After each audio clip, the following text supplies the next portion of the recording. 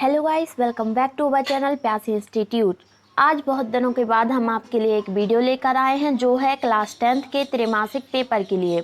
जैसा कि आप सभी जानते हैं कि त्रैमासिक के पेपर नज़दीक आ चुके हैं, इसीलिए मैं क्लास 10th साइंस के लिए कुछ ऑब्जेक्टिव टाइप क्वेश्चन लेके आई हूँ जो आपके त्रैमासिक में आएंगे, क्योंकि ये पिछले कुछ सालों से लगातार आ रहे हैं।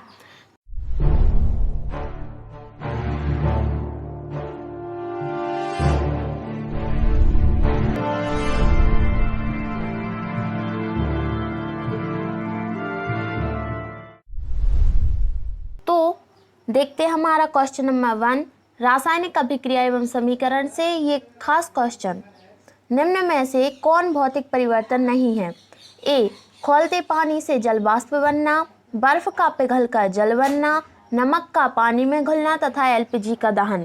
तो इसका आंसर आई थिंक आप जानते होंगे, क्योंकि आप ये भौतिक और रासायनिक परिवर्तन 6 से पढ़ते आ रहे हैं, जिसका आंसर है एलपीजी का दहन। क्योंकि अगर एलपीजी का दहन एक बार हो गया तो वह अपनी पुरानी अवस्था में वापस नहीं आ सकती है। अगला क्वेश्चन देखते हैं, नीचे दी गई अभिक्रिया के संबंध में कौन सा कथन सत्य है? 2PbO + C = 2Pb + CO2। इसमें हो क्या रहा है? सीसा अपचयित हो रहा है, कार्बन डाइऑक्साइड उपचयित हो रही है, कार्बन उपचयित हो रहा है या लेड ऑक्साइड अपचयित हो रहा है? तो आप देखेंगे इसका आंसर है ए, पहला ए और दूसरा। इसमें दो कथन असत्य हैं, क्योंकि इसमें सीसा अपचयित हो रहा है ऐसा नहीं है और कार्बन उपचयित हो रहा है ऐसा भी नहीं है। इसके लिए इसका आंसर होगा ए। अगला क्वेश्चन है, Fe2O3 + 2Al = Al2O3 + 2Fe। ऊपर दी गई अभिक्रियाएं किस प्रकार की हैं? संयोजन अभिक्रिया, द्विविस्थापन अभिक्रिया, वियोजन अभिक्रिया या विस्थापन अभिक्रिया? तो इसका आंसर है डी, विस्थापन अभिक्रिया। विस्थापन अभिक्रिया अगर आप हमारी वीडियोस में जाकर देखेंगे तो हमने चैप्टर नंबर 1 की समरी करवाई हुई है, वहां पर जाकर आप इन सभी अभिक्रियाओं की परिभाषा अच्छे से समझ सकते हैं। इसका आंसर होगा विस्थापन अभिक्रिया। अगला क्वेश्चन है, लोह चूर्ण पर तनु हाइड्रोक्लोरिक अम्ल डालने से क्या होता है? हाइड्रोजन गैस एवं आयरन क्लोराइड बनता है, क्लोरीन गैस एवं आयरन हाइड्रोक्साइड बनता है, कोई अभिक्रिया नहीं होती या आयरन लवण एवं जल बनता है? तो इसका आंसर है ए। देखिए, लोह चूर्ण यानी कि आयरन ऑक्साइड, हाइड्रोक्लोरिक अम्ल यानी कि HCl, जब ये दोनों अभिक्रिया करेंगे तब हाइड्रोजन गैस एवं आयरन क्लोराइड बनता है। इसका आंसर है ए। अगला क्वेश्चन देख लेते हैं,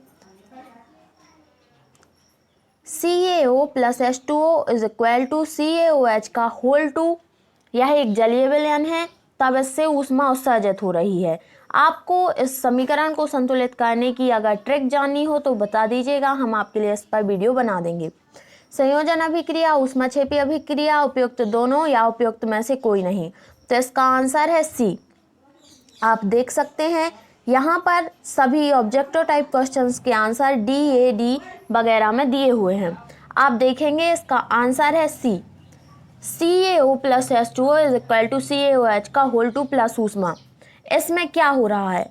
संयोजन अभिक्रिया भी है तथा ऊष्माक्षेपी अभिक्रिया भी है। ऊष्माक्षेपी अभिक्रिया वह अभिक्रिया है जिसमें ऊष्मा उत्सर्जित होती है, तथा संयोजन अभिक्रिया वो है जिसमें दो या दो से अधिक कारक मिलकर एक उत्पाद का निर्माण करते हैं। अगला क्वेश्चन हम देखते हैं, किसी रासायनिक अभिक्रिया का समीकरण के रूप में प्रतीकात्मक निरूपण खालिस्तान कहलाता है? तो इसका आंसर होगा रासायनिक समीकरण। रासायनिक समीकरण, इसका आंसर होगा ये। अगला क्वेश्चन है, ऐसी अभिक्रियाएं जिनमें दो या दो से अधिक अभिकारक संयुक्त होकर एकल उत्पाद का निर्माण करते हैं खालिस्तान कहलाती हैं? तो इसका आंसर होगा संयोजन अभिक्रियाएं। संयोजन अभिक्रियाएं।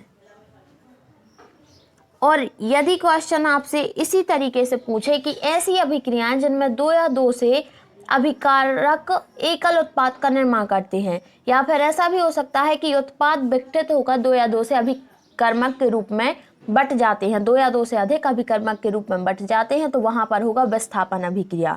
यहाँ पर है संयोजन अभिक्रिया। इसीलिए क्वेश्चन सॉल्व करते टाइम आप क्वेश्चन को बहुत ध्यान से पढ़ें।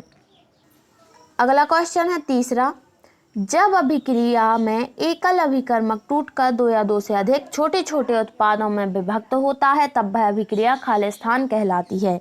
तो जैसा कि मैंने आपसे पहले ही कहा था कि क्वेश्चन 2 तरीके से आएगा, इसका आंसर होगा वियोजन अभिक्रिया। वियोजन अभिक्रिया। अगला क्वेश्चन देख लेते हैं चौथा,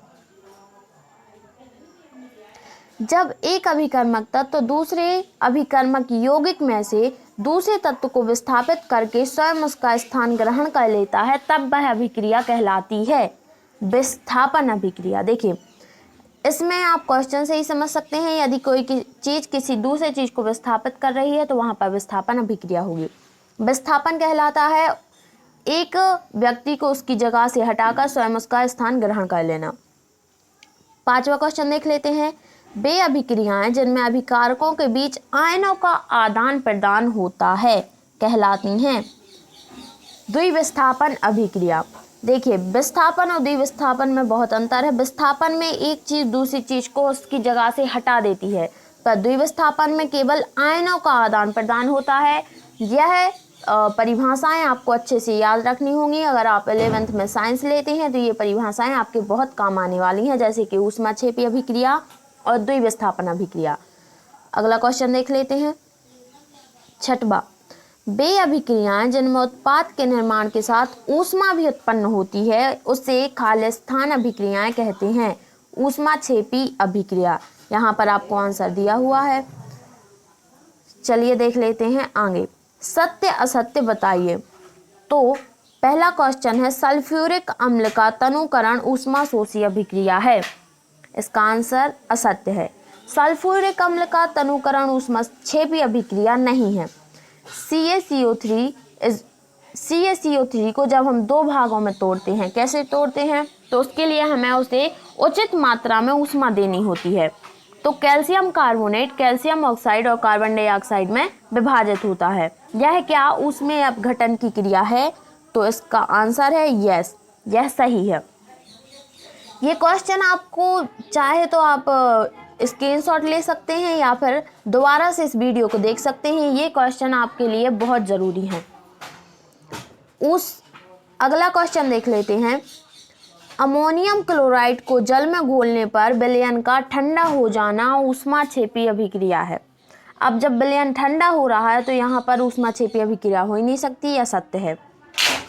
2H2O अम्लीय, जब इसको हम विद्युत देते हैं, जैसे कि CaCO3 को विभक्त करने के लिए ऊष्मा की आवश्यकता थी, ऐसे ही H2O को विद्युत देने पर वह 2H2O तथा O2 में विभक्त हो जाता है। तो क्या यह विद्युत अपघटन की अभिक्रिया है? तो आंसर है सत्य। देखिए, आगे आप देखेंगे कि विद्युत के द्वारा अपघटन विद्युत अपघटन कहलाता है, ऊष्मा के द्वारा अपघटन ऊष्मीय अपघटन कहलाता है। हम आगे पढ़ने वाले हैं और ये आपके लिए बहुत सरल सी परिभाषाएं हैं, लेकिन कुछ लोग इसमें भी कंफ्यूज हो जाते हैं। जो पदार्थ ऑक्सीकृत हो जाते हैं वे ऑक्सीकारक कहलाते हैं।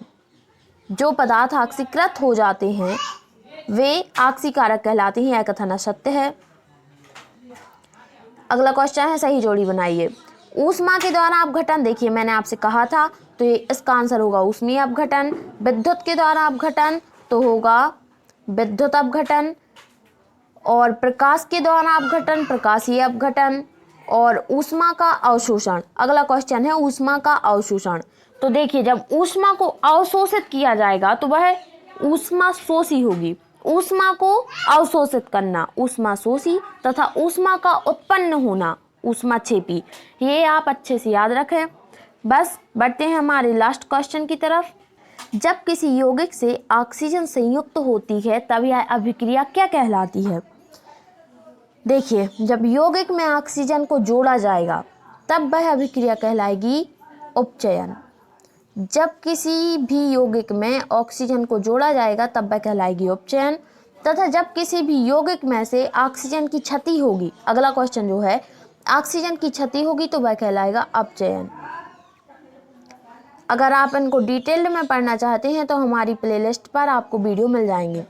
दो विलयनों को मिलाने पर एक अविलेय पदार्थ बनता है, इसे क्या कहते हैं? देखिए ये क्वेश्चन यूनिक है, इसीलिए इसको थोड़ी ध्यान रखिएगा कि यह नाम आपको थोड़ा नया लगेगा, जिसे कहते हैं अवक्षेपण। अवक्षेपण क्या है? दो विलयनों को मिलाने पर एक अविलेय पदार्थ का बनना अवक्षेपण कहलाता है। अगला क्वेश्चन है, जिस अभिक्रिया में उपचयन एवं अपचयन दोनों होते हैं उसे क्या कहते हैं? तो ये आप याद रख सकते हैं कि उसे उपापचयन कहते हैं। उपापचयन। उपापचयन क्या है? उपापचयन जब एक ही अभिक्रिया में उपचयन तथा अपचयन दोनों होगा, इसे रेडॉक्स अभिक्रिया भी कहते हैं। लोहे पर जंग लगना किस प्रकार की अभिक्रिया है? सभी लोग जानते होंगे, संक्षारण। यहाँ पर आपको आंसर भी दिए हुए हैं।